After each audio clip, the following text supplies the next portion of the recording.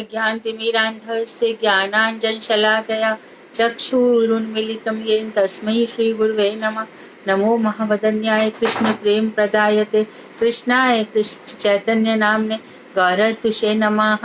हे कृष्ण करुणा सिंधु दीन बंधो जगतपते गोपेश गोपिका कांत राधा कांत नमोस्तुते।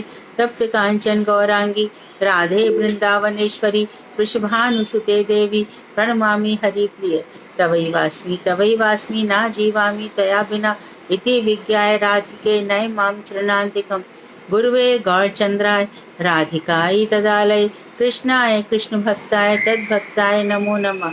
वांशाकल्पतरुवश्च कृपा सिन्धुभ्येव च पतितानां पावनेभ्यो वैष्णवेभ्यो नमो नमः। श्री कृष्ण चैतन्य प्रभु नित्यानंद श्री अद्वैत गदाधर श्रीवासादि गौर भक्त वृंद। हरे कृष्ण कृष्ण कृष्ण हरे हरे, हरे राम राम राम हरे हरे। मैं सर्वप्रथम ग्रंथराज श्री देव धर्म तदीय रचिता सच्चिदानंद श्री भक्ति विनोद ठाकुर के श्री चरण कमलों में असंख्य कोटि दंडवत प्रणाम कर उनकी अयतु की कृपा की वांछा करती हूँ। मैं नित्य प्रविष्ट ओम विष्णुपाद अष्टोत्तर शतक श्रीमद भक्ति वेदांत श्री नारायण गोसाई महाराज, नित्य प्रविष्ट ओम विष्णुपाद अष्टोत्तर शतक श्रीमद भक्ति वेदांत श्री वामन गोसाई महाराज के श्री चरण कमलों में कोटि कोटि दंडवत प्रणाम कर उनकी अहेतु की कृपा की भिक्षा करती हूँ। मैं उपस्थित श्रोता मंडली वैष्णव वैष्णवी सभी को यथा योग्य वंदन अभिनंदन दंडवत प्रणाम करती हूँ। हमारा प्रयोजन तत्व का टॉपिक चल रहा है, बहुत सुंदर है। प्रयोजन मतलब भाव का अंकुर फूट चुका है, अब हृदय भावनाओं से ओतप्रोत होने वाला है। अब जितने भी पाप पुण्य थे सब नष्ट हो चुके हैं और एक कदम हम ऊपर बढ़ चुके हैं भाव भक्ति से प्रेमा भक्ति की ओर। तो इस बीच में हमने कई प्रकार के भक्तों के विषय में पढ़ा, जैसे कि हमने दास भक्त हनुमान जी के विषय में पढ़ा जो कि प्रेमी भक्त भी कहे जाते हैं। शुद्ध भक्त महाराज अम्बरीश के विषय में पढ़ा, ज्ञानी भक्त प्रहलाद के विषय में भी सुना। हमने प्रेम पर भक्त पांडवों के विषय में भी सुना और उद्धव जी के विषय में भी सुना। और 4 प्रकार के सुकृति आर्तो गजेंद्र के विषय में भी सुना, जिज्ञासु शौनक आदि ऋषि के विषय में सुना, अर्थार्थी ध्रुव के विषय में सुना, ज्ञानी सनक सनातन के विषय में भी सुना। श्रीमद् भागवत में इस तरह से ना जाने कितने ही भक्तों का वर्णन है और कितने ही उपाख्यान है, जहाँ पर अजामिल का बताया कि भैया वो इतना सारा पाप कर चुका था लेकिन एक बार नाम लेने से, नामाभास अपने पुत्र का ही नाम नारायण है, खाली नारायण नाम लेने से उसका उद्धार हो चुका, नाम की ऐसी महिमा बताई। हमें भगवान शंकर के विषय में भी बताया, वैष्णवा नाम यथा शंभु निम्नगा नाम यथा गंगा। गंगा को भी क्या कहा गया श्रीमद् भागवत में, निम्नगा, ऊपर से नीचे की ओर उतरने वाली है गंगा जी मनुष्यों का उद्धार करने के लिए, और भक्ति कैसी ऊर्ध्वगामिनी, ऊपर की ओर ले जाने वाली। महापुरुष एक बार पूज्यपाद अतुल कृष्ण गोस्वामी बड़ी सुंदर व्याख्या कर रहे थे, लोगों ने खड़े होकर तालियां बजाई कि निम्नगा, गंगा निम्नगा है। भागवत में कहा निम्नगाम यथा गंगा, निम्न जो ऊपर से नीचे की ओर जाने वाली है, ऐसी गंगा जी हम सब के माथे पर, खुद शंकर जी ने उनको अपने सिर पर धारण किया है, शिरोधार्य किया है, और हमारा भी सबका पापों का उद्धार करती है। लेकिन भक्ति ऊर्ध्वगामिनी है, यहाँ से महर लोक, तप लोक, जन लोक, सत्य लोक, भू भुवा, स्वर्ग लोक इत्यादि की तो बात ही छोड़ दो, और उसके बाद द्वारका, साकेत, अयोध्या की भी बात छोड़ दो, द्वारका के ऊपर मथुरा के भी ऊपर गोलोक धाम, वैकुंठ की भी बात छोड़ दो, सिद्ध लोक की बात छोड़ दो, शिवलोक की भी बात छोड़ दो, वहां से वहां ऐसे ऊर्ध्वगामी होती है। तो ऐसी भक्ति में जब हृदय में ऐसी भक्ति का रति प्रेम का आभास हो जाता है, तो पहले उन्होंने बताया कि प्रतिबिंब आभास भक्ति है नहीं, जैसे ब्रह्म इत्यादि को मान लेते हैं, उल्टा सीधा कर लेते हैं। पर छाया उससे ठीक है। अब छाया के बाद बता रहे कि देखो, यदि कोई व्यक्ति थोड़ा बहुत पाप भी कर ले लेकिन भाव के लक्षण दिखाई दे रहे हैं तो उसमें अपमान मत करो। ढोंगी भी कोई है, जैसे कि उन्होंने बताया कि कोई ब्रह्म ज्ञानी है, वो भागवत का पाठ करते हैं और उस समय उनको अश्रु रोमांच आ जाते, तो वो हमारे लिए आदर की वस्तु नहीं है, क्योंकि वो भगवान श्री कृष्ण की भक्ति कहाँ कर रहे हैं, वो ब्रह्म कर रहे हैं। और भगवान श्री कृष्ण कह रहे हैं भैया क्या ब्रह्म, वो मेरी अंग कांति है, ब्रह्मणो ही प्रतिष्ठा, ब्रह्म मैं हूँ तो ब्रह्म है, मैं नहीं तो ब्रह्म भी नहीं है, तो मेरी ज्योति की उपासना क्यों करते हो, मेरी करो। तो ये सब बड़ी सुंदर सुंदर बातें भागवत में बताई है। भागवत में जितने भी हमारे पात्र हैं, चाहे अक्रूर जी क्यों ना हो, वो बंधन में सर्वश्रेष्ठ माने गए। अर्चन में प्रथु, राजा प्रथु बड़े बड़े घर में ठाकुर जी हैं तो सुंदर सुंदर इत्र ला के उनकी उपासना करते थे। जहां से भी सुंदर फूल मिल जाए वहां से भगवान की आराधना करते थे। तो पूजा के लिए तो भगवान के यहाँ पर, अरे भाई एक छोटा सा भी कर्म जब बिना फल दिए मरता नहीं है, तो जो लोग भगवान की और वैष्णवों की इतनी अधिक उपासना आराधना कर रहे हैं, तो क्या वो ऐसे ही खत्म हो जाएगा? इसलिए उपदेशामृत में रूप गोस्वामी कह रहे थे कि मेरे भक्तों का चित्त डावाडोल ना हो जाए, तो इसलिए उन्होंने श्लोक रख दिया, उत्साहात निश्चयात धैर्यात। उत्साह से करो, निश्चय रखो कि जरूर एक न एक दिन ठाकुर जी हमसे प्रसन्न होंगे, और धैर्य रखो, उनके दर्शन भी होंगे, साक्षात दर्शन। और दर्शन भी हमारा प्रयोजन कहाँ है? दर्शन तो दुर्योधन को भी हुए, उससे क्या हो गया? शिशुपाल को भी हुए, दंतवक्र को भी हुए, बकासुर को हुए, वत्सासुर को हुए, अघासुर को हुए, इतने सारे, इन सबको दर्शन होकर के क्या हो गया? प्रेम, जिसको अभी हम पढ़ रहे हैं, प्रेम उनके प्रति हमारा उदित हो गया, और ऐसा प्रेम सारा जगत छूट गया। सारे जगत की आसक्ति, जगत छूटे ना छूटे, आसक्ति छूट गई। अब किसी से मोह नहीं रहा, ममता नहीं रही, अहंता नहीं रही। सारे पंच पर्व जो अविद्या है, अविद्या, राग, द्वेष, अभिनिवेश, अस्मिता, पांचों पर्व की अविद्या नष्ट हो चुकी है। ऐसे तो ऐसे हृदय में जो भक्ति उदित होती है, यहाँ पर भाई उनकी बात चल रही है। उनकी बात नहीं चल रही जिनकी आंखों में अभी भी धन धन स्त्री प्रतिष्ठा ये आंखों के आगे नाच रहे हैं। यहाँ तो ये तीनों मटिया मेट हो जाते हैं, इन तीनों का कुछ नहीं होता। यहाँ पर किसको प्रसन्न करने जा रहे हो? क्या प्रसन्न करोगे भाई? उसको मत करो। यहाँ तुम किसी के लिए, हम लोग किसी के लिए नहीं आए हैं, हम भजन के लिए आए हैं, और इसीलिए जी रहे हैं कि वहां जाने लायक नहीं हुए, अयोध्या जाने लायक नहीं हुए, उसके ऊपर हम गोलोक धाम जाने लायक नहीं हुए। इसी के लिए हमारा इतना सारा शोषण प्रकृति देवी कर रही है। प्रकृति हमारा इसीलिए शोषण कर रही है कि भैया अब तो सुधर जाओ, नहीं तो मैं वापस भेज दूंगी। मर जाएगा, क्या होगा? तेरा शरीर ही तो मरेगा, तेरी आत्मा तो अभी भी उसी रंग में रगी हुई है, तूने पहचाना ही नहीं। तूने अपने मन को तू मान ही नहीं रहा। मैं समझा रही हूँ, मैं तेरा कितने प्रकार के दुख दे दे के भी बता रही हूँ, देख ये संसार दुखालय है। तो भगवान से कह दो ना, इसको मिटा दो। वो नहीं मिटा सकते, जैसी स्थिति है वैसी रहेगी। लोकवत्तु लीला कैवल्यम, वेदांत कहता है कि ये उनका मनोरंजन है। जैसे कि फुटबॉल का खिलाड़ी अपनी पैर से किक मारता रहता है गेंदों को और उसको आनंद आता है, उसी प्रकार भगवान का ये खेल है सारा, ये सारा खेल है। उसमें जो उनकी तरफ उठ गया तो बस उसकी जय जयकार है, बाकी तो सब। तो भगवान की जय जयकार करो। जैसी भगवान से तुम कहते हो आपकी जय हो, सब पार्षद गुरुदेव की जय हो, सब पार्षद प्रभुपाद जी की जय हो, सब पार्षद नित्यानंद ठाकुर की जय हो, सब पार्षद महाप्रभु की जय हो, सब पार्षद प्रभुपाद की जय हो, तो उसके साथ ही साथ क्या होता है? ये जय जयकार करने से क्यों जय जयकार की जाती है? कि हमारे हृदय में काम, क्रोध, मद, लोभ, मोह, ईर्ष्या, इनको भी हमने जयकार कर लिया, और अपने भजन से जय जयकार कर लिया, अपने आचरण से जय जयकार कर लिया। हमने जीत लिया गुरु जी के हृदय को, हमने जीत लिया कृष्ण के हृदय को, हमने जीत लिया किशोरी जी के हृदय को। तो जय जयकार ऐसी नहीं होती। तो बहुत से लोग जय जयकार के समय चुप लगा जाते हैं। अरे क्या जय जयकार बोलना है? नहीं, बोलो, जरूर बोलो, इसीलिए बोलो। परसों किसी ने मुझसे पूछा जय जयकार क्यों की जाती है, तो मैंने कहा आप लोगों को भी बता दो। इसीलिए जय जयकार की जाती है जिससे हम हृदय के पाप तापों को जय जयकार कर सकते हैं। भगवान श्री कृष्ण की जय हो। तो ये बड़ी अच्छी बात है। कोई मिलता है तो हम कहते हैं हरे कृष्णा राधे कृष्ण राधे राधे, और पुष्टि मारिए लोग कहते हैं जय श्री कृष्ण, उसमें भी कोई बुराई नहीं है। श्री कृष्ण की जय हो। श्री में तो राधा जी मिली हुई है, क्या बात है। हम राधा जी बिना तो चलेंगे ही नहीं। शक्ति के बिना कौन चलता है? शक्तिमान तो वहां होगा जहाँ शक्ति रहेगी, शक्तिमान अपने आप चले आएंगे। तो ये तत्व ज्ञान होने लगता है कब? जब भजन सुचारू रूप से होने लगता है। तो ऐसे भजनकारी के हृदय में ये सब ये प्रकट होते हैं भाव लक्षण। तो भावुक के कुछ कुछ हमने बात खत्म की थी कल, भावुक में कुछ कुछ दोष दिखाई दें तो हमें उन दोषों को इग्नोर करना चाहिए। आगे कह रहे हैं, और पेज नंबर है हमारा आई थिंक 407।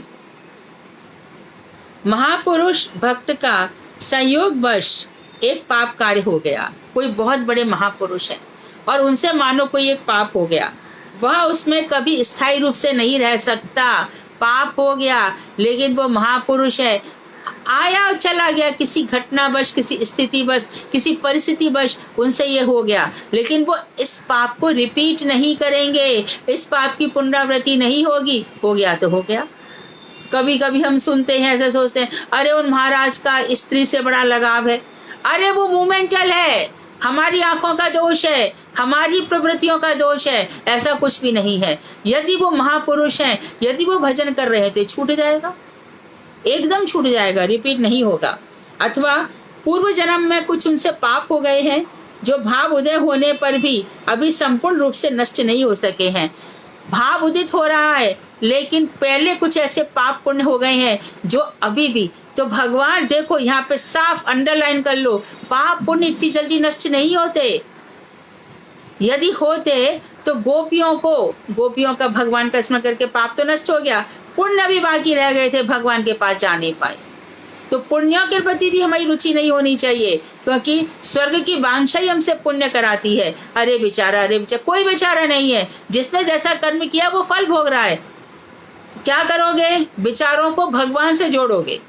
यदि तुम सचमुच अमंद दया करना चाहते हो, ऐसी दया करना चाहते हो कि इसका कल्याण हो, तो उसको भगवान से जोड़ो। संसार में वही बेचारा है जो भगवान का भजन नहीं करता, वही शूद्र जो भगवान का भजन नहीं करता। ऐसे व्यक्तियों को सुखी करके हमें सुख मिलेगा नहीं होगा, बल्कि तो हमारा सुखी वजह सब गड़बड़ हो जाएगा।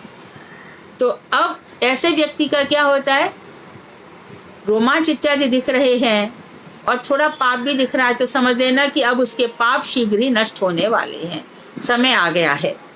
ऐसा सोचकर भक्त जनों के मामूली दोषों पर ध्यान नहीं देना चाहिए। यदि ऐसे स्तर पर भी दोष देखा गया तो नाम अपराध हो जाएगा तो नाम अपराध हो जाएगा, क्योंकि हमें नाम पे विश्वास ही नहीं रहा। हमें मालूम होना चाहिए कि ये व्यक्ति इतना नाम जपता है या जपती है तो एक दिन ये बहुत बड़ी वैष्णवी या वैष्णव होने वाली है, ये ध्यान रहे।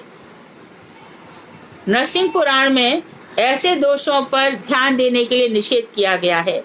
नरसिंह पुराण में कहा गया है, भगवती च हरा वनन्य चेता वृष्मालिनोपि विराजते मनुष्यः नाहि शशिकलु छवि कदाचित तिमिर परो भवतामुपैति चंद्रः। अर्थात जिस प्रकार चंद्रमा शशांक युक्त, मतलब उसमें खरगोश का सा चिन्ह या कलंक का चिन्ह दिखाई देता है, तो बड़ी सुंदर उपमा दे दी। जिन भक्तों में थोड़ा दोष दिखाई देता है, तो चंद्रमा शशांक युक्त होने पर भी कभी अंधकार से ढक नहीं जाते, उसी प्रकार भगवान श्री हरि के प्रति अनन्य भाव से युक्त जो मानव है वो अतिशय दुराचारी होने पर भी शोभा ही प्राप्त करता है। जो बस वैष्णव है, अनन्य है, कृष्ण के अलावा किसी को जानता नहीं है, फिर भी इसमें दुराचार दिख रहा है, तो भी वो चंद्रमा के समान पूजित है, क्योंकि चंद्रमा कभी अंधकार नहीं दे सकता। इस उपदेश से जो ना समझ लेना कि भक्तजन निरंतर पाप ही किया करते हैं। तो अभी मन में आ जाए तो इसका मतलब यह है कि वो पाप करते रहो, उनका सम्मान करें। वो ऐसा नहीं है कि वो निरंतर पाप करेंगे। वास्तव में भक्ति निष्ठा उत्पन्न होने पर पाप वासना रहती ही नहीं है। वो सच्चे भक्त हैं। धीरे धीरे पाप के प्रति जो उनकी वासना है वो धीरे धीरे मिट जाएगी, अपने आप मिट जाएगी। परंतु जब तक शरीर वर्तमान रहता है तब तक घटनावश कोई घटना हो जाती है, अकस्मात कोई ना कोई पाप कर्म हो जाता है, किंतु वह अनन्य भक्त अपने भजन के प्रभाव से उस पाप को तत्क्षण उसी प्रकार जला डालता है जैसे ज्वलंत आग रुई के छोटे से ढेर को जला देती है। वेदांत है, ये वेदांत में लिखा है कि जो भगवान का भजन कर रहा है तो जैसे एक जरा सी आग रुई के पूरे ढेर को जला डालती है, उसी प्रकार जो भक्त है वो अपने सारे पाप धोकर इस प्रकार खड़ा हो जाता है जैसे कि कोई शेर हो या घोड़ा ले लो, घोड़े के यहाँ पे बाल होते हैं, वो धोया और धो करके उसने झाड़ दिया और खड़े हो गया। ऐसे भक्तजन होते हैं, अपने सारे पापों को झाड़ फूक करके खड़े हो जाते हैं भगवान के सामने, कोई पाप बचता नहीं है और आगे के लिए वह सावधान हो जाता है, फिर वो पाप नहीं कर पाता। बहुत सोच समझ के, और ये भक्ति की जो मार्ग है वो ऐसे दुधारी तलवार, दो धार है तलवार की, एक तरफ नहीं दो धार। भक्त बड़ा फूक फूक के कदम, ऐसा मुझसे कोई काम तो नहीं हो रहा कि ठाकुर जी नाराज हो जाए, ऐसा कोई तो नहीं हो रहा अंतर्यामी गुरु भगवान मेरे इस कार्य से रुष्ट हो जाए, ऐसा नहीं। जिसने भी हमारे जीवन में थोड़ा सा भी प्रकाश दिखाया है, थोड़ी सी भी रोशनी दिखाई है, ऐसे गुरु जी के चरणों में हमारा अपराध तो नहीं हो रहा।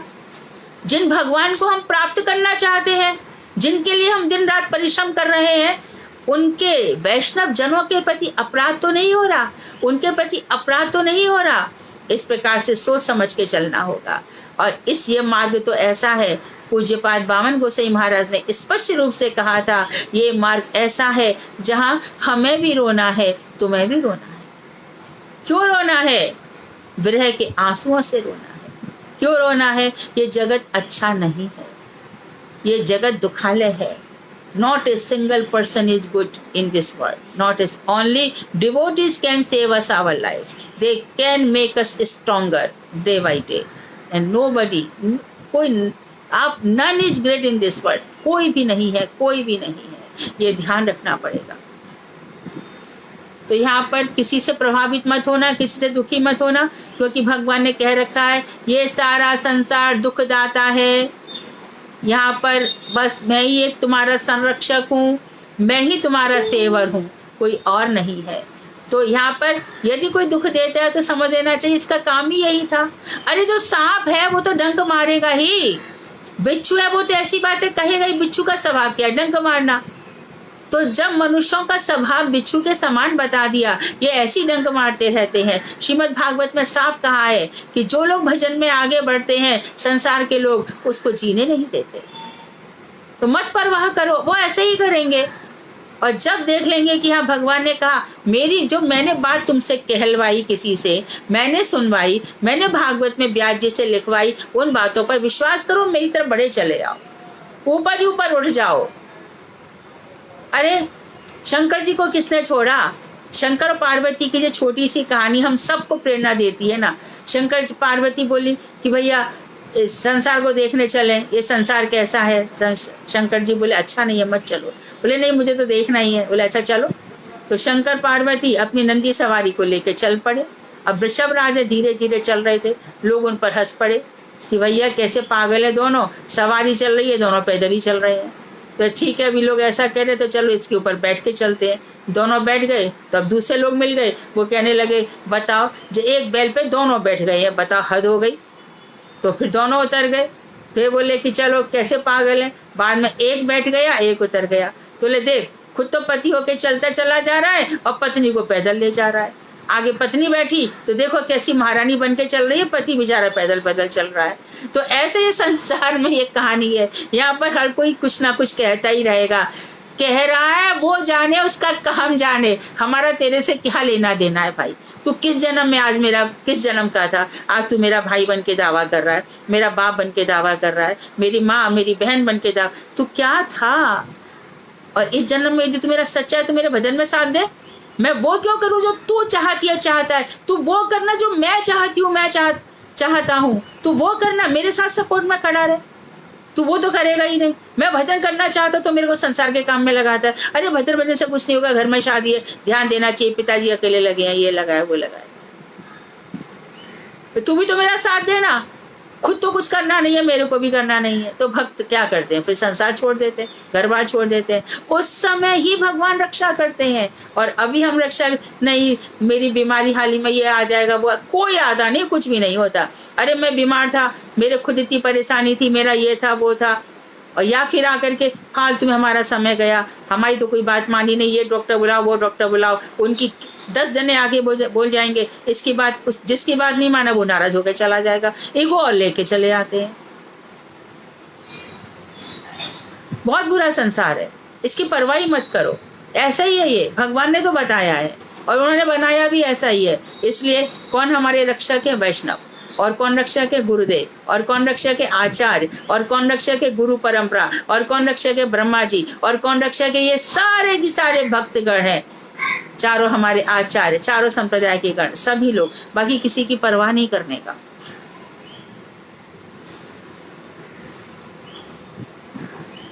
आगे कह रहे हैं, अनन्य भक्ति के, जब अनन्य भक्ति उदित हो जाती है, no other, only Krishna and Krishna and Krishna, Krishna शक्तिमान और उनकी शक्ति राधा जी, समस्त प्रकार के पाप दूर हो जाते हैं। जब अनन्य भक्ति होती है तो पाप का बीच तक नहीं रहता। जो लोग बार बार पाप कार्य करते हैं, समझ लेना उन्हें अनन्य भक्ति नहीं हुई है। जहां वहां दंभ के लिए, प्रतिष्ठा के लिए, इगो सेटिस्फेक्शन के लिए कुछ ना कुछ ऐसे काम करेंगे, उनको भक्ति क्यों मान रहे हो? साफ तो कह रहे हैं भक्ति नो ठाकुर, उसकी अनन्य भक्ति उदित नहीं हुई है तो उसका इतना प्रेशर लेने की क्या जरूरत है, आश्रय लेने की क्या जरूरत है? नाम का आश्रय लो ना। ये नाम, ये मेरा जब है, यही मेरी रक्षा करेगा, फिर उसको मत मानो। क्योंकि भक्ति क्रिया के साथ साथ बारंबार जानबूझकर पाप करना नाम अपराध है। आप जब 10 नाम अपराध पढ़ेंगे तो उसमें चौथा ये है कि कोई भी पाप करो, बुरा कर्म करो, बोलो हरे कृष्णा। ऐसा व्यक्ति ज्यादा नाम अपराधी है, क्योंकि वो जानता है कि हरे कृष्ण कह करके मेरे पाप दूर हो जाएंगे, और इस कारण वो बार बार पाप करता है और बार बार हरे कृष्णा करता है, तो वो नाम अपराधी है। और नाम अपराधी का भजन कभी सिद्ध नहीं होता, कभी सिद्ध नहीं होता। एक दफे पाप हो गया भूल से, जानबूझ करके नहीं, ठाकुर जी का नाम रक्षा करेगा। ये देखा इस बार तो मैं बच गया, मेरा कुछ भी नहीं हुआ, फिर बार बार वही, तो वो नाम अपराधी हो जाएगा। और नाम अपराधी का तो कितना हाल खराब होता है। जो क्या करता है नाम अपराध? भक्ति के व्यवहार को, भक्ति के स्वभाव को जड़ से उखाड़ कर फेंक देता है। इसलिए भक्तजन नाम अपराध से बहुत दूर रहते हैं। जरूरत ही क्या है किसी के बीच में बोलने की? अच्छा बुरा क्यों, क्या जरूरत है? चुपचाप रहो, ध्यान रहो, शंकर जी हैं, विष है, ना गले से बाहर डालना है ना अंदर। धीरे धीरे अपने आप में प्रतिष्ठित हो जाओगे, जीवन जीने का आनंद हो जाएगा। रति स्वभाव का निरंतर उत्तरोत्तर अभिलाषमयी होने के कारण अशांत स्वभाव युक्त उष्ण और प्रबल आनंदमयी होती है, तथा संचारी भाव रूप उष्णता उगल कर भी करुणा चंद्र से वैदिक सुशीतल और अमृत में स्वाद युक्त होती है। अब प्रेम का स्वभाव बता रहे हैं। यदि किसी के हृदय में प्रेम आ गया तो नेचुरली क्या क्या होगा? उत्तरोत्तर भगवान राधा कृष्ण की अभिलाष में हो जाएगी। श्री कृष्ण और राधा जी की अभिलाषा हो जाएगी। नित्य निरंतर उन्हीं का ध्यान, उन्हीं का चिंतन, उन्हीं का स्मरण, उन्हीं का वंदन, उन्हीं का दास, उन्हीं का सख्य, उन्हीं पर आत्मनिवेदन, सारा की सारा सब कुछ उन्हीं का हो जाएगा। उन्हीं के धाम में पास, मन से नहीं, शरीर से नहीं तो मन से। उन्हीं का नाम कीर्तन, उन्हीं की मूर्ति पूजा, उन्हीं के श्री विग्रह की पूजा, उन्हीं के पठन पाठन, सब कुछ उनका ही हो जाएगा। अच्छा, तो अभिलाष में ही होती है उत्तरोत्तर, day by day, day by day के बाद मिनट बाई मिनट, और मिनट बाई मिनट के बाद सेकंड बाई सेकंड, हर क्षण, हर, है ना? कैसे होती है, कैसे होती है? देखो, शिक्षाष्टक 6वां श्लोक है कि 7वां है?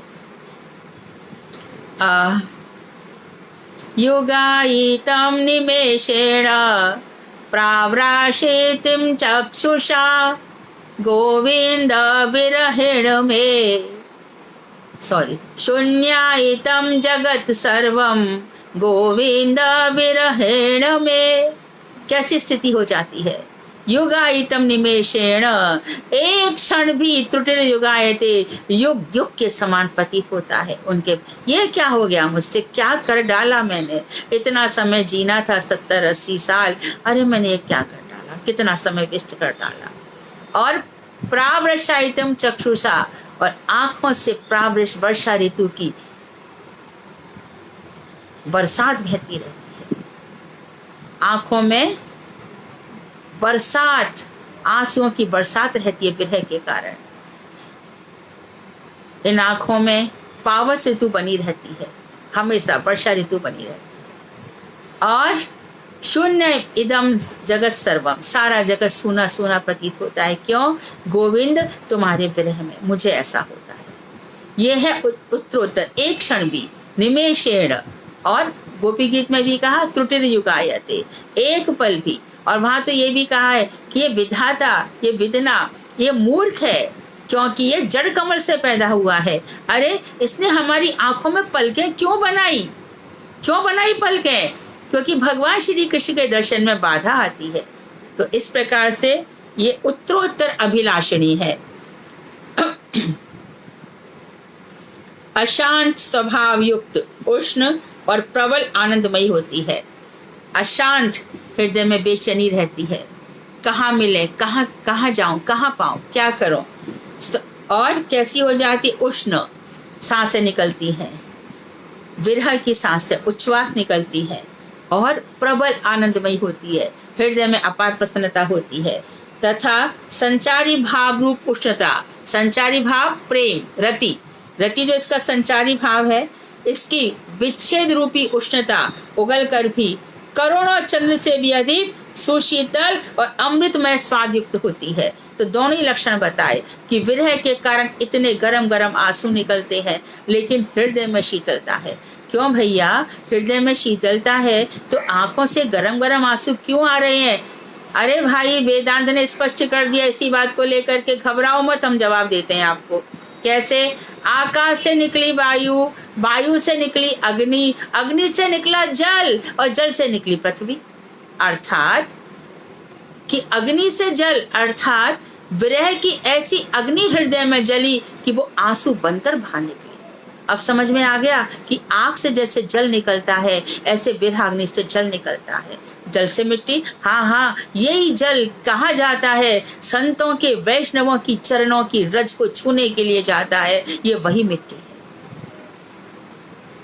तेजो वारी में दाम, श्रीमद् भागवत का पहला श्लोक।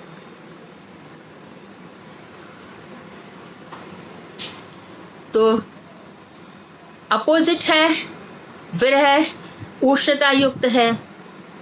वियोगी होगा पहला कवि, आहा से उपजा होगा गान।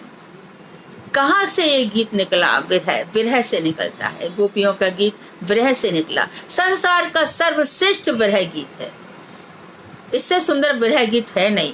और इससे भी बहुत सुंदर है राधा जी का जो अपलाप है, प्रलाप है, उपजल्प है, अजल्प है, ये अभिजल्प है राधा जी का भ्रमर गीत। कहाँ से निकले? ये विरह से निकले। तो विरह में रात रात भर गरम सांसें निकलती है। रोए रोए नैनन में हाले पर जाले पर, ताऊ लाल लाले पर राव रे तरस के। रोए रोए नैनों में मेरे जाले पड़ गए, दिखाई नहीं देता, हाले पड़े जाले पड़े, घाव हो रहे हैं, ताऊ लाल लाले पर राव रे तरस के। ये विरह वेदना है जो आंखों में, ये जो विरह की आग है, निकलती है आंसू बनकर। दोनों विरोधी है लेकिन अपार आनंद है। कोई कह दे कि हम भजन कर रहे हैं, हमें रोना नहीं आता, गुरुजी कहते नाम अपराध है, तुम अपराधी हो, अभी करते जाओ नाम, करते जाओ नाम, किसी ना किसी क्षण में अश्रुओं की धारा बहे। रति, ब्रजनाथ और विजय कुमार भाव तत्व की व्याख्या सुनकर आश्चर्यचकित हुए और भाव में मग्न होकर चुपचाप बैठे रहे। कुछ देर बाद बोले, प्रभु आपने हमारे जलते हुए हृदय में उपदेश अमृत की प्रबल रूप से वर्षा की है, प्रेम की बाढ़ ला दी है। अब हमारा हृदय में भगवान के प्रति अत्यधिक प्रेम हो गया है। अब हम क्या करें, कहाँ जाएं, कुछ भी समझ में नहीं आता है। ब्राह्मण कुल में जन्म होने का हमें बड़ा अभिमान है, दीनता का तो समझो अभाव ही अभाव है, दैन्य तो हमारे अंदर है ही नहीं। ऐसी दशा में हमारे लिए भाव की प्राप्ति बहुत दूर की बात है। तब केवल एकमात्र यही भरोसा है कि आप बड़े प्रेम में दयालु हैं। एक बूंद प्रेम प्रदान करने से हम कृतकृत्य हो जाएंगे, हमारा जीवन धन्य हो जाएगा। आपके साथ हम लोगों का जो पारमार्थिक संबंध स्थापित हुआ है, वही हमारी आशा का एकमात्र स्थल है। बस आप ही से हमारी आशा है, क्योंकि आपके साथ ही हमारा पारमार्थिक संबंध जुड़ा है। हम बड़े दीनहीन हैं, कुछ आता नहीं है, भक्ति भाव की बात है, ये हमसे कहाँ आएंगे, और अकिंचन है। आप भगवान के पार्षद हैं। पार्षद कौन होता है? भगवान और भक्तों में अंतर मत समझना भैया। हरि सो भजै जो हरि को होई। हरि को भजने वाला, हरि की बातें बताने वाला साक्षात हरि के समान ही हो जाता है और परम कृपालु है। कृपा कर हमें हमारे कर्तव्य के विषय में बताइए, अब हम क्या करें। मेरी तो ऐसी इच्छा हो रही है कि मैं इसी क्षण घर बार छोड़कर आपके चरणों के दास रहकर यहीं पड़ा रहूं। ये तो आता ही है, गुरु जी के पास बैठो तो क्या लगेगा, अब घर क्यों जाऊं मैं राधिका, घर क्यों जाऊं मैं, क्या करूंगा, क्या करूंगी वहां जा करके। अरे वही, वो कहेगा मेरा ये करो, वही करेगा ये करो, पानी देना जरा, वो कहेगा ये करो, वो कहेगा वो करो, यही सब करता रहूंगा क्या, यही करती रहूं। अब कब ऐसा होगा? जब सब कुछ छूट छाट जाएगा और नाम भजन होगा। ध्यान रहे, जब बहुत उत्कट इच्छा होती है, तीव्र इच्छा, तब ऐसा होता है। इसके पहले घर भर छूट जाएगा, अध कचरे में ही आ जाओगे, फिर धोबी के कुत्ते जैसी स्थिति नहीं होनी चाहिए, घर का ना घाट का, ऐसा नहीं। घर पर ही रहकर धीरे धीरे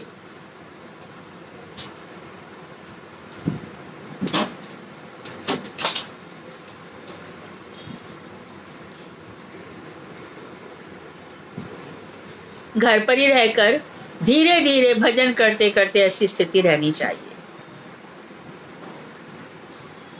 भगवान ने नहीं कहा घर बार छोड़ो।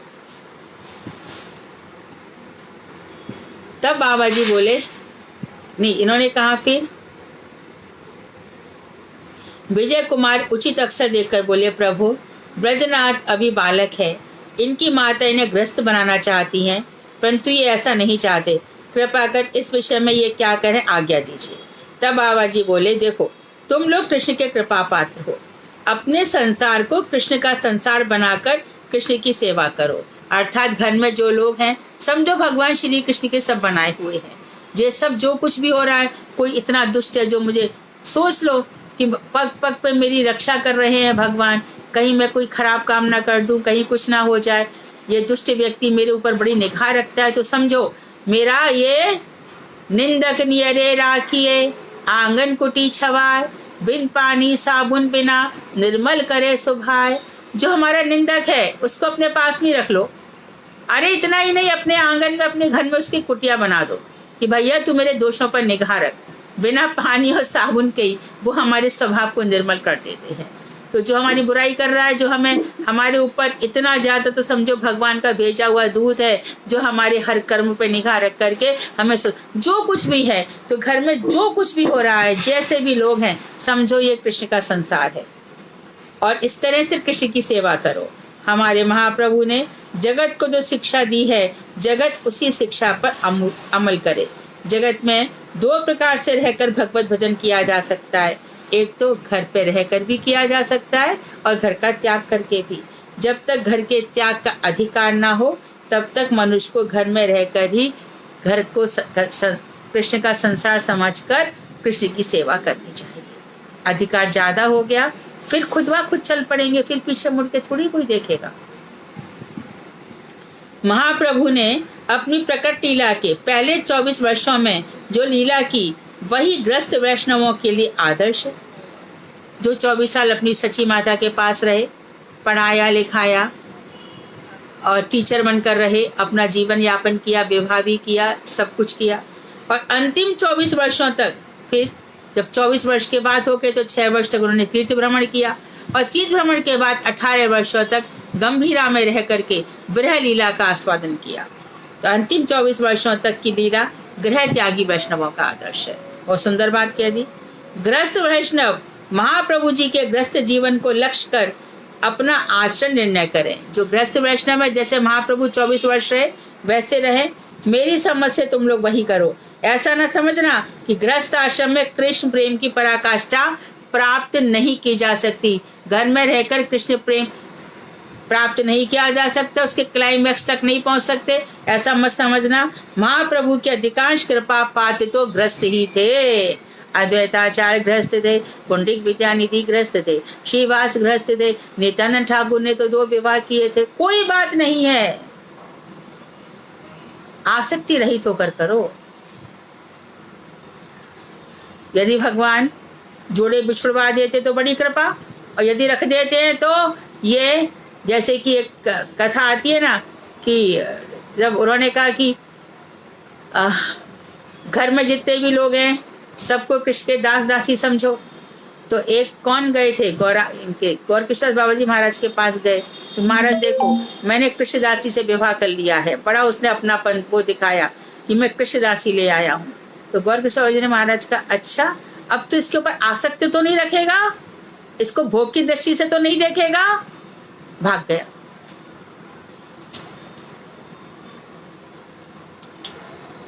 तो ये बात भी ध्यान रखनी चाहिए। तो महाप्रभु के अधिकांश कृपा पास गृहस्थी थे, जिनके चरण धूलि के लिए ग्रह त्यागी वैष्णव भी प्रार्थना करते हैं। तो इतने बड़े थे अद्वैताचार्य, उनकी पत्नी थी जो, और सीता देवी, और श्रीवास की पत्नी मालिनी दासी जी, मालिनी देवी, और कौन थे, जितने भी गृहस्थ वैष्णव हैं, अद्वैताचार्य, नित्यानंद ठाकुर, जानवा, वसुधा देवी, ये सब और भी कितने की पत्नियां हैं। तो उसको क्या करना है, ग्रह त्यागी वैष्णव भी ऐसे गृहस्थ लोगों की, क्योंकि इनका सारा जीवन किसमें गया। अद्वैताचार्य जी और सीता जी क्या करते थे, श्रीमन महाप्रभु जब भी शांतिपुर आते थे और महाप्रभु के साथ जितने भी लोग आते थे, ये सब महाप्रभु को भोजन कराते थे। महाप्रभु जी एक दिन आश्चर्यचकित होकर देखते रह गए कि जब अद्वैताचार्य की पत्नी सीता जी प्रसाद परोस रही थी, तभी उनका जो ये वस्त्र है वो नीचे गिरा, आंचल, तो 2 हाथ से वो परोस रही हैं और 2 हाथ से अपना आंचल संभाल रही है। इसी प्रकार से जानवा ठकुरानी, जब उनका बेटा बीरचंद ने अपनी माता से ही दीक्षा ली, जब राधा कुंड में देखा, आप लोग देखते राधा कुंड में जानवा देवी का स्थान है, वो वहीं से स्नान के लिए जाती थी, तो क्या देखा उन्होंने कि जैसे बेटे ने उनको देख लिया, वैसे उन्होंने अपना यहाँ पर अंचल ढका और 2 हाथ से अंचल ढका और 2 हाथ से वो अपना स्नान कर रही थी। तो जो कृष्ण भजन कर रहा है भाई, वो बहुत शक्तिमान है, उसके ऊपर भोग बुद्धि कैसे रख सकते हो। तू बोलता है कृष्णदासी में कितनी शक्ति होती है। अरे तो कृष्ण का भजन कर रहा है, उसकी शक्तियों का पार कोई लगा सकता है क्या। तो इसलिए जो ग्रह त्यागी वैष्णव भी हैं, जैसे ये स्त्री है, ये पुरुष है, यही सब में लगे रहते हो, आंखों में स्त्री पुरुष का भोग का पर्दा डला हुआ है, वही दिखता है चारों तरफ, वही लटका रहता है आंखों के सामने, इसलिए वो लोग ये सब विचार करते हैं। ये ब्रह्मचारी ऐसा है, वो ऐसी, कोई जरूरत नहीं है, अपना नाम करो, बस भजन करो। षड गोस्वामी हमारे यहाँ से चले गए, महाप्रभु जी के इतने परिकर, उनका ध्यान चिंतन करो, हमारी आचार परंपरा उसका चिंतन करो। अरे किसी ब्रह्मचारी में इतना दोष दिखता है तो उसका चिंतन ही मत करो, छोड़ दो ना, क्यों उसके पीछे भाग रहे हो। ये सब चीज, ये तो सब बातें बताई हैं, ये सब लिखा हुआ है इसमें, तो प्रश्न ही नहीं होने चाहिए, अपने आप ही समझ जाना चाहिए कि हमारे लिए क्या आदेश दिए जा रहे हैं। रात अधिक हो गई, विजय और ब्रजनाथ दोनों ने अन्य वैष्णवों के साथ हरि गुण गान करते करते शिवा संगम में सारी रात बिताई। प्रातः काल शौच आदि क्रियाओं से निपटकर गंगा स्नान करने के पश्चात गुरुदेव और वैष्णवों को दंडवत प्रणाम किया। पुनः संकीर्तन के बाद महाप्रसाद सेवा कर तृतीय पहर घर लौटे। विजय कुमार ने अपनी बहन को बुलाकर कहा, तुम ब्रजनाथ के विवाह की तैयारी करो, ये विवाह करेंगे। मैं कुछ दिनों के लिए मोदद्रुम द्वीप जा रहा हूँ, विवाह की तिथि तय होने पर खबर देना, मैं सपरिवार आकर विवाह का शुभ कार्य संपन्न करूंगा। मैं कल ही हरिनाथ उनके छोटे भाई को यहाँ भेज दूंगा, वह यहाँ रहकर सारी व्यवस्था करेगा। ब्रजनाथ की माँ और दादी को तो मानो पृथ्वी का राज्य मिल गया, वे बड़ी आनंदित हुई। उन्होंने विजय कुमार को नए वस्त्र आदि देकर विदा किया। इस तरह से हमारा 22वां अध्याय पूर्ण हुआ और अब हम नाम तत्व का विचार अध्याय करेंगे। और जैसे कि आपको इच्छा रहती है कि जो चैप्टर हुए हैं 21 और 22 दोनों, उनके विषय में, तो सोमवार को दोनों चैप्टर हो जाए तो अच्छा। विशाखा तुम हो आज? बाद में फिर बोलती है मेरा नाम बोला था आपने। तो वो कहना चाह रही थी सबसे कि तुम में से कोई प्रश्न तैयार करो और उत्तर पूछो। विशाखा नहीं है तो कोई और? सुधा जी आप तैयार है? सुधा जी दीदी, हरे कृष्णा। आप प्रश्न बनाओगे 21 और 22 चैप्टर के? मैं बना लूंगी दीदी। ठीक है, 21, 22 चैप्टर के क्वेश्चन आंसर तुम बनाओगे और मैं उत्तर सुनूंगी। उत्तर हाँ गलत या सही मैं बताऊंगी, ठीक है? तुम भी बता सकते हो। मेरे को सिर्फ प्रश्न तैयार करके प्रश्न पूछने हैं ना दीदी उस दिन? हाँ हाँ, सोमवार को। ठीक है दीदी, मैं कर लूंगी। उस दिन हम दोनों चैप्टर कर लेंगे। ठीक है दीदी, हरे कृष्ण। अब 23वां है और टॉपिक है नाम तत्व।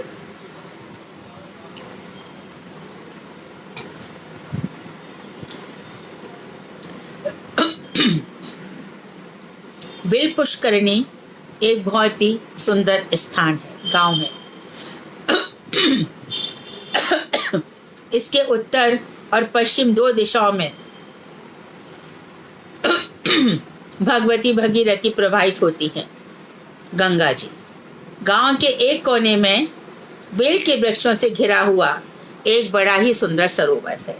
यहाँ बेल के वृक्ष हैं, जिसके तीर पर बिल्व पक्ष महादेव का मंदिर है। बेल के वृक्ष जो शंकर जी पर बेल पत्र चढ़ाए जाते हैं और बेल का रस भी होता है, वो अलग है। इस मंदिर से थोड़ी ही दूर पर भव तारण विराजमान है। बिल्व पुष्करणी और ब्राह्मण पुष्करणी के बीच में सिमुलिया नामक गांव है। ये सभी गांव श्री नवदीप नगर के अंतर्गत हैं। बिल्व पुष्करणी गांव के बीचों बीच एक बड़ा रास्ता चला गया है। इसी बड़े रास्ते के ऊपर ही उत्तर की ओर ब्रजनाथ का घर है। विजय कुमार अपनी बहन के यहाँ से विदा होकर कुछ दूर चले आने पर रास्ते में सोचने लगे कि श्री नाम तत्व को श्री बाबा जी के निकट जान करके ही घर लौटना ठीक रहेगा, तो नाम तत्व को जान लेना चाहिए। ऐसा सोचकर वे बिल पुष्करणी लौट आए और बहन से बोले, मैं यहाँ और भी 1-2 दिन ठहरकर फिर घर जाऊंगा। मामा के लौट आने से ब्रजनाथ को बड़ी खुशी हुई। दोनों चंडी मंडप में बैठकर 10वीं शिक्षा के संबंध में बातचीत करने लगे। अब तक सूर्यदेव अस्ताचल जाने की तैयारी कर चुके थे। पक्षी अपने अपने घोंसले की ओर मुख करके तीव्र गति से उड़ रहे थे। पशुओं के दल जल्दी जल्दी पैर बढ़ाते हुए अपने अपने घरों को वापस जा रहे थे। इसी समय श्री रामानुज संप्रदाय के वैष्णव संत वहां पहुंचे और उन्होंने ब्रजनाथ के घर के सामने ही एक कटहल के वृक्ष के नीचे अपना आसन जमाया। इधर उधर से कुछ लकड़ियां इकट्ठी की और उन्होंने धूनी भी जला दी। उनके मस्तक पर श्री संप्रदाय का तिलक सुशोभित हो रहा था। मुखमंडल पर अद्भुत शांति विराज रही थी। ब्रजनाथ की माता अतिथियों का बड़ा सत्कार करती थी। अतिथियों को भूखा जानकर उन्होंने घर से नाना प्रकार की भोज्य सामग्रियां लेकर दोनों के सामने प्रस्तुत की। उनसे रसोई बनाकर भोजन करने के लिए अनुरोध किया। वे संतुष्ट होकर रोटी बनाने लगे। ब्रजनाथ, और देखो इस तरह से संतों का आदर करना चाहिए। जो कुछ भी हमसे ना बने तो उनको दे दिया, आप बना लीजिए। द्वादशी के दिन, जैसे आज द्वादशी है, इस समय आप लोग सुबह एक एनवेलप रखें, 1 रुपए से 1 लाख रुपए तक, जैसी भी श्रद्धा हो, आप द्वादशी को कुछ ना कुछ निकालो और जब इकट्ठा हो जाए तब किसी मठ में जा करके वैष्णवों को भोजन कराओ। अच्छा है, बहुत अच्छा है। कुछ और नहीं करो तो इतना तो कर लो। पारण का जो पैसा निकाला जाता है, पारण के लिए कुछ वैष्णवों को कुछ करना चाहिए, तो बहुत ही अच्छा रहेगा। 1 साल का एक एनवेलप बना लो और उस लिफाफे में 5 महीने की तो एकादशी है, जो भी आपसे बने 1 रुपया, 10 रुपया, 20 रुपया जो डालो, और डाल करके आपके पास इकट्ठा हो जाता है, फिर आपको ये भी नहीं करना पड़ता। और जैसी कार्तिक मास हुआ या कुछ मास हुआ, वैष्णवों को भोजन करा दिया कि आज हमारी तरफ से ये ला देना, आज हमारी तरफ से केला खिला देना, आज हमारी तरफ से कोई भी चीज, ये घी का डिब्बा रख लो, ये तेल का डिब्बा रख लो, ऐसे कुछ करना। तो ब्रजनाथ और विजय कुमार दोनों वैष्णवों के शांत प्रशांत मुखमंडल देखकर उनके पास चले गए। ब्रजनाथ और विजय कुमार के गले में तुलसी माला और शरीर में 12 तिलक देखकर दोनों वैष्णव बड़े खुश हुए। ये हमारी सबकी पहचान है, हमारी त्रिकंठी, गले में तुलसी माला, त्रिकंठी और 12 तिलक और हाथ में जप माला, ये हमारी पहचान है। और अपने कंबल को और भी चौड़ा बिछाकर उन्होंने कहा कि कंबल को बड़ा कर दिया और सम्मान से उनको बैठाया। उनका परिचय प्राप्त करने के उद्देश्य से ब्रजनाथ ने पूछा, महाराज आप लोग कहाँ से आ रहे हैं? दोनों में से एक बाबा जी ने उत्तर दिया, हम लोग अयोध्या जी से आ रहे हैं। हमारी बहुत दिनों से इच्छा हो रही थी कि श्री चैतन्य महाप्रभु की लीला भूमि श्री नवदीप धाम का दर्शन करें। आज हमारा परम सौभाग्य है। देखो नाम तत्व में किसको पकड़ा है? रामानुज संप्रदाय को। देखो कौन कौन सी बातें खुलकर आएंगी सामने। आज हमारा परम सौभाग्य है कि हम भगवान की कृपा से श्री नवदीप धाम में पहुंच गए हैं। हम यहाँ पर कुछ दिन रहकर श्रीमन महाप्रभु की लीला स्थलियों का दर्शन करना चाहते हैं। ब्रजनाथ ने कहा, आप लोग श्री नवदीप में आ ही गए हैं, आज आप लोग यहाँ विश्राम कीजिए, श्रीमन महाप्रभु जी का जन्म स्थान और श्रीवास आंगन का दर्शन कीजिए। ब्रजनाथ की बात सुनकर दोनों वैष्णव बड़े आनंदित हुए और नवदीप धाम पहुंचकर क्या श्लोक याद करने लगे। यद् गत्वा न निवर्तन्ते तद्धाम परमं मम। जहाँ जाकर कोई लौटता नहीं है वही मेरा धाम है, और उस धाम की छाया क्या है? श्री नवदीप धाम। यहाँ जाकर जो चित्त को अपार आनंद प्राप्त होता है, यहाँ बार बार जाने की इच्छा होती है। जाएंगे ना जाएंगे, स्वर्ण सुखद कुंज मिलेगा, सुरभि कुंज मिलेगा, वहां सामने महानदी बह रही है। हरिहर क्षेत्र जाएंगे देखो तो वहां पे अलकनंदा जी बह रही है, देखो तो वहां पर नदी पार करेंगे, मायापुर जाएंगे, वहां संगम स्थान है। गंगा जी जाएंगे, मणिकर्णिका घाट जाएंगे, पौर्णमासी के दिन स्नान करेंगे, महाप्रभु जी के जन्म लीला गाई जाएगी। वाह, ये सब तो वहां पे जाने को। और आ भी गए तो कैसे आ गए? कैसे आ गए? मन वहीं छोड़ा है, शरीर यहाँ पर आ गया, मन तो वहीं पर रह गया। इस तरह से तो आज जीवन धन्य हुआ। सप्तपुरियों में से प्रधान श्री माया तीर्थ का दर्शन कर हम धन्य हुए। तुमने उसने प्रश्न किया था, जो 7 नदियां हैं, यहाँ पे फिर से वही कह रहे हैं। तो 7 पुरियों में से एक मायापुरी बता रहे हैं। तो फिर से जरा गिन लीजिए 7 पुरियां कौन कौन सी हैं? द्वारका, मथुरा, कांची, अयोध्या, हरिद्वार और अवंतिका और काशी। तो मायापुरी कहाँ है यहाँ पर? हाँ, द्वारका वो सबसे पहले बोल दिया, द्वारका बोला, द्वारका, काशी, मथुरा 3। अभी क्या करें, कहने को तो जगन्नाथपुरी भी है, तो अभी 7 पुरियों में ये मायापुरी गिन रहे हैं भाई।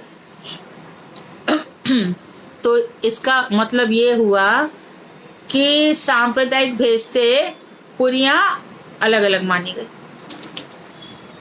और क्या कहा जा सकता है? तत्पश्चात अर्थ पंचक समझ लो। ये रामानुज संप्रदाय का एक ग्रंथ है जो बहुत ही इम्पोर्टेंट है, उपादेय है। इसमें 5 विषयों का सुंदर विवेचन किया गया है, इसके लिए इसको अर्थ पंचक कहते हैं। दोनों रामानुज वैष्णवों ने अर्थ पंचक के 5 स्वरूप हैं।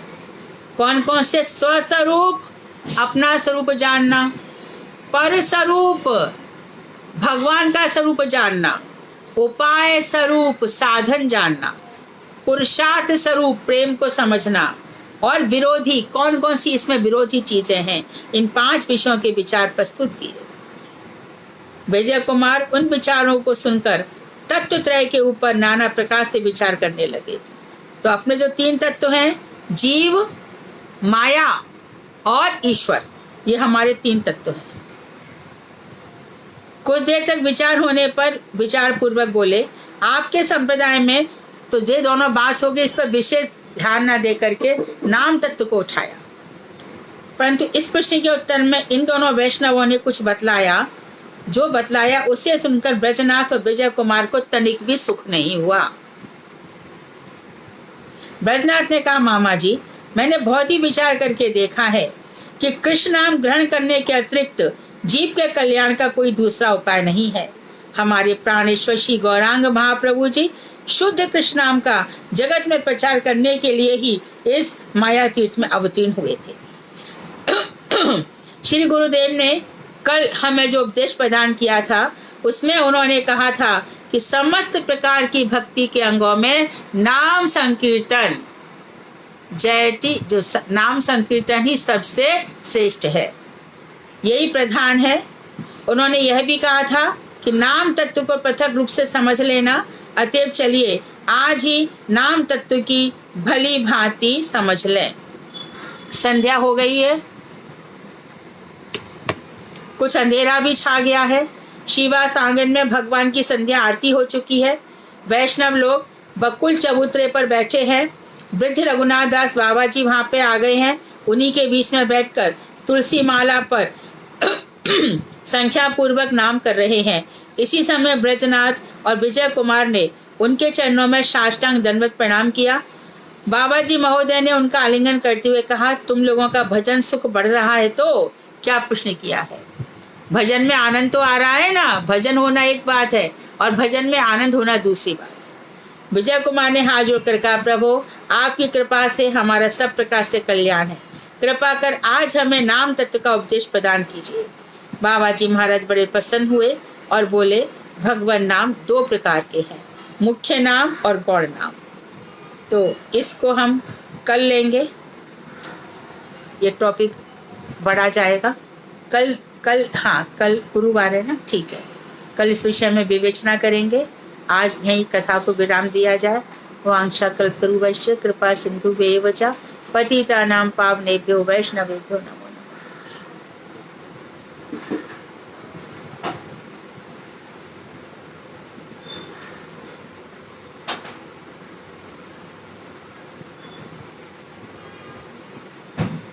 हरे कृष्णा दीदी। हाँ दीदी, हमारे घर पे तो जैसे हमारे नोएडा से जीत प्रभु जी और वैष्णव लोग आते हैं भिक्षा लेने के लिए हर द्वादशी को, तो वो तो ठीक है ना, फिर तो हमें निकालने की फिर आपको निकालने की जरूरत नहीं। तब तो आपका सौभाग्य है कि आपका डायरेक्ट ही हो रहा है। जिनके पास नहीं पहुंचते, हमारे बम्बई में नहीं आता कोई भी। गुरुदेव की कृपा है, जब से नोएडा मठ बना ना तब से वैष्णव आते हैं ना। ये तो आपके ऊपर कृपा है कि साक्षात आपका हो रहा है। क्योंकि मैंने देखा द्वादशी में सबसे ज्यादा जो हमारे बन महाराज थे ना, बन महाराज जी हर द्वादशी को साइकिल लेकर के निकल जाते थे। कोई कुछ बोल रहे, आवाज नहीं आ रही। हाँ, यहाँ पे आते हैं जी प्रभु जी भी आते हैं कभी कभी, वरना और भी मत के जो वैष्णव है वो आते हैं। और अशोक नगर में काफी भक्त हैं तो आते हैं। बहुत सुंदर है, बहुत सुंदर है। आप कुछ कह रहे हैं, कुछ सुनाई नहीं आ रहा। ठीक है दीदी, बस यही पूछ। नहीं, कोई और कुछ बोल रहा है। हरे कृष्ण। हरे कृष्ण। आवाज ही नहीं आ रही। अरे दीदी दंडवत प्रणाम। हाँ दीदी, हमारा जैसे है, हम लोग मठों में जाते वाते रहते हैं। अभी जैसे वृंदावन जाएंगे तो प्रभु जी को जो भी समझ में आता है, शरबत वगैरह करो। आप क्या करो, द्वादशी के दिन पारण कुछ भी पारण करने से पहले कुछ भी रुपया उसमें ऐड करके फिर वहां दे दो ना। बात तो वही है। प्रभु जी जो देते हैं तो वो उसमें मिला करके दे देंगे। बस आप इतना ध्यान रहो। अलग से नहीं निकालते, पर उसलिए अलग से नहीं निकालते, पर कुछ ना कुछ आना जाना इधर उधर मठों में चलता है। आपकी इच्छा है, ये आपकी इच्छा है, पर मैंने जो देखा है मैंने इसलिए कहा। पर ऐसा ही करना चाहिए ना कि करना चाहिए, पारण से पहले थोड़ा निकालना चाहिए, क्योंकि मठ में आज भी कहा जा रहा है, जैसे कि इन्होंने अभी बताया कि जित प्रभु आते हैं, मैंने देखा था बन महाराज द्वादशी के दिन आज भी अमर कृष्ण प्रभु है ना वृंदावन मठ के, वो आज ही मधुकरी के लिए जाते हैं।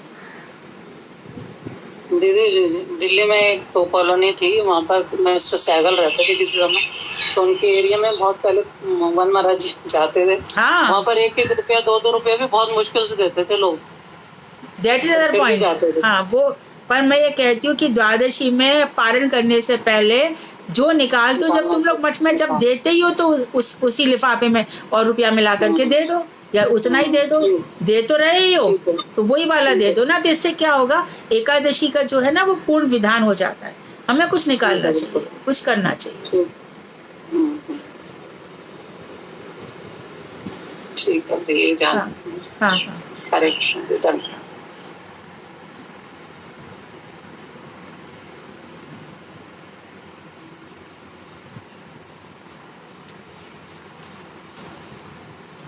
कुछ और? दीदी प्रणाम। हाँ बोलो। हाँ जी दीदी, ये जो अर्थ पंचक में बताए थे उसमें उपाय स्वरूप और पुरुषार्थ स्वरूप का क्या बताया था? उपाय माने साधन होता है, हाँ जी हाँ जी, और पुरुषार्थ होता है प्रेम। धर्म अर्थ काम मोक्ष तो है ही पुरुषार्थ, परंतु हाँ रामानुज संप्रदाय में ये लिए गए हैं। हाँ जी, ठीक है दीदी, हरे हाँ कृष्णा। हाँ,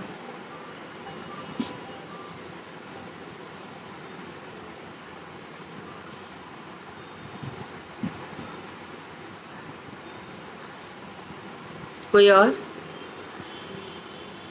हरे कृष्णा दीदी। हाँ दीदी ये जो भी वैष्णव सेवा पे बात चल रही है ना, हाँ, मैंने इसी विषय में अपनी बहन से ही, मेरी बहन छोटी बहन ने मुझे बताया था कि दीदी वैष्णव के नाम पे रोज कुछ ना कुछ निकालना चाहिए, चाहे वो 1 रुपया हो। वही आपकी बात कि कम से कम ज्यादा से ज्यादा अपनी जेब जितना अलाउ करे, 1 रुपया 2 रुपया 5 रुपया 10 रुपया। क्योंकि कई बार क्या होता है कि हमारे पास जो कैलेंडर होते हैं उसमें वैष्णव तिथि होती है, आविर्भाव और तिरुभाव तिथि, बिल्कुल तिथि पालन होता ही है, वैष्णव की होती है जी। लेकिन सबकी नहीं होती है। बहुत सारे ऐसे वैष्णव जिनका हमें नाम नहीं पता, जो अपनी भक्ति में बहुत आगे रहे। तो हमें रोज कुछ ना कुछ निकालना है अपनी जेब के हिसाब से, और फिर मौका आने पे, तिथि आने पे मठ में जाते हैं कहीं किसी। हाँ ऐसा भी कर सकते हो, लेकिन द्वादशी का तो हमें ऐसे पारण से पहले करना ही है, ऐसा करो। हाँ वो जरूर करना चाहिए जी। जैसे गुरुदेव से सुनाता बात की मुष्टि भिक्षा, जैसे बंगाली में बोलते मुष्टि भिक्षा, कि आपने रोज जो जो निकाला वो समय आने पे, उचित समय आने पे, चाहे द्वादशी हो या कोई और दिन हो, स्पेशल डे, आप मठ में जाते हो, आपको वहाँ दे सकते हो। हाँ उठा करके दे दो। क्या होता है कि रोज हमारे हाथ से वैष्णव सेवा निकल रही है और किसी न किसी बहाने स्वीकृति बन रही है। हाँ हाँ हाँ, ऐसा भी कर सकते हैं जी।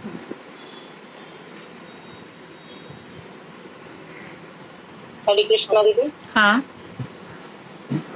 पहले तो दीदी हम यहाँ पे जैसे द्वादशी पे यहीं मंदिर में ही दे देते थे अनुदान, कुछ भी दाल वगैरह चावल वगैरह कुछ। लेकिन जब से पहले बताया था कि द्वादशी पे मठ में दे दिया करो, तो तब से फिर हम पैसे भी निकालने लगे, और करते करके कि तब भी जब भी जाएं तभी मठ में मतलब देते। हाँ हाँ वही, जब संभव नहीं है, मैंने बताया ना हमारी बम्बई में तो बिल्कुल संभव है, तो मैं हमारे सब भक्त वैसा ही करते हैं, पारण का पैसा इकट्ठा करते हैं, और जब हम कार्तिक वगैरह में वो लोग जाते हैं तो कोई ना कोई अवसर देख करके इसका दे देते हैं। लेकिन जैसे दीदी मैं मेरठ में रहती हूँ और यहाँ पे तो मठ वगैरह नहीं है, इस्कॉन का तो है लेकिन गौड़िया मठ वगैरह कुछ नहीं है, तो यहाँ पे तो वैष्णवों का आना जाना होता नहीं है। तो जैसे हम चाहें बुलाना वो, तो मैं तो किसी को ऐसे जानती नहीं हूँ, तो कैसे मतलब बुला सकते हैं, कैसे आप और भी लोग सुने?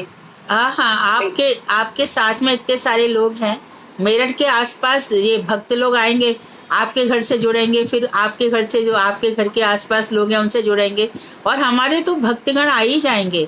आप किसी को, मेरठ से नोएडा कितनी दूर है मुझे आइडिया नहीं है। हरे कृष्ण दीदी, दंडोत प्रणाम। हाँ दीदी विनीता दीदी है ना, तो ये ना एक मेरठ में अभी एक नई भक्ति जुड़ी, गुरुदेव से हाँ दीक्षा होगी उनकी, मंचू यादव।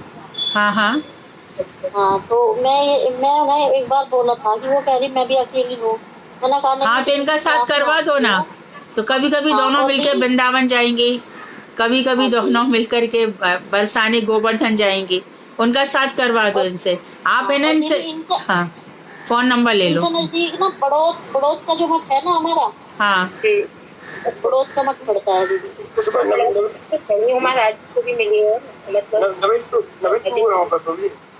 और मैंने उनसे एक बार मतलब बोला भी है महाराज जी से कि महाराज कभी आप इधर आइए, तो लेकिन मतलब कभी ऐसा चांस ही नहीं पड़ता।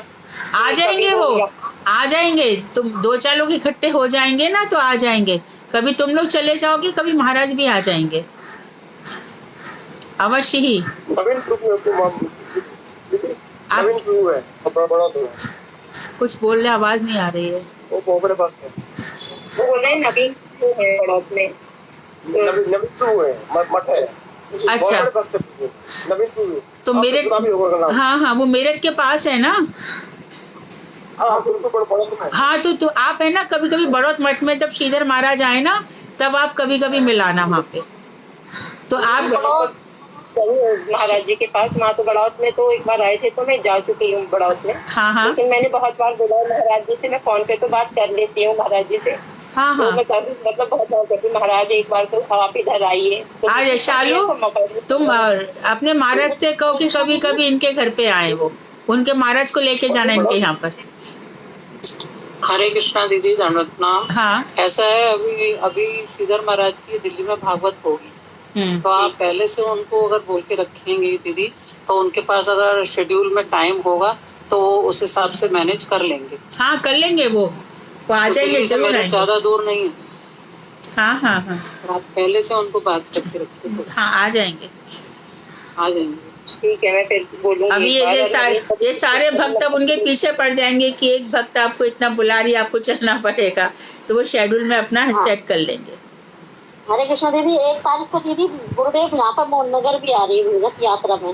तो तुम इनसे शालू तुम अपना इनको फोन नंबर दे दो, तो ये अपडेट रहेंगी और महाराज से फिर इनके घर पे भी आ जाएंगे। दीदी आप मेरा नंबर लिख लो, और मैं आपको मंचू यादव है, ये अभी नई भक्त हैं, उनसे भी आप थोड़ा वो कर लेना, उन्हें गाइड कर देना। हाँ ठीक है, आप हाँ। नंबर बोल दीजिए मुझे। हाँ। उनकी दीक्षा भी होगी है गुरुदेव से, मंजू यादव। अच्छा ये भी दीक्षा ले लेंगी और फिर हाँ। मेरा गोपाल मंत्र तो हो चुका है दीदी, बस दीक्षा रह रही है। हरि नाम और गोपाल मंत्र तो मेरा हो चुका है। हाँ तो पूरी दीक्षा ले लो ना, पीछे क्यों रह रहे हो, तुम भी तो आगे बढ़ो अपनी भक्ति में। We have to advance day by day. मंत्र अपने हाँ अभी आएंगे श्रीधर महाराज, तो ले लेना। विनीता दीदी आप नंबर लिख लो, 99 ठीक, अच्छा 99 90 80 80 82 82 63। 43। ठीक है, ठीक है दीदी। ठीक है विनीता, हाँ ठीक, जी दीदी, हाँ ठीक। ठीक है दीदी। और ये प्रभु जी को भी उनका सारा शेड्यूल पता है, प्रभु जी से भी पूछ सकते हो, तो सही है इसमें। ठीक है दीदी, मैं पूछ। हाँ हाँ चलो फिर कल मिलते हैं। वांछा कल्पतरुवश्य कृपा सिंधु एव च पतितानां पावनेभ्यो वैष्णवेभ्यो नमो नमः।